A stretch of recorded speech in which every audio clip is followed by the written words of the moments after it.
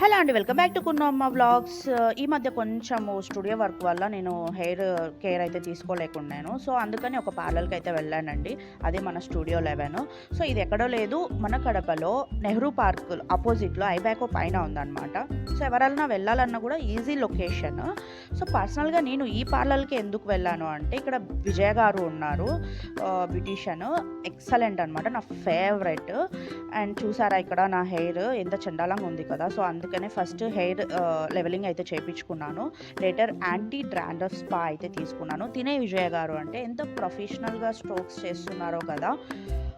అలా అని కూడా కాదు, నాకు పర్సనల్‌గా బ్యూటీ టిప్స్ అన్నీ చెప్తారు. అలా కాదు నాన్న బుజ్జి అని అలా చెప్తారనమాట.